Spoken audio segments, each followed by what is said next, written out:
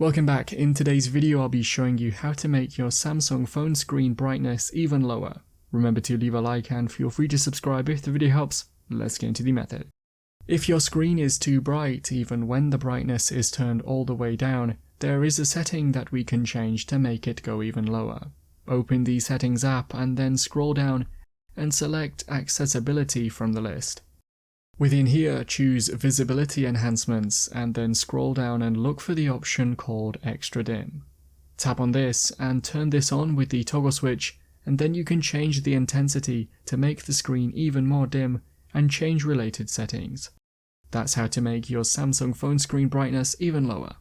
Click the card on screen now to watch a video of mine showing you 10 easy ways to speed up your Samsung device. If you have any questions, then let me know in the comments below, and if you did find today's video helpful, remember to leave a like and feel free to subscribe for more tips in the future. Be sure to stick around to see some of my other videos that you might be interested in. Thanks so much for watching, and I will see you in another video.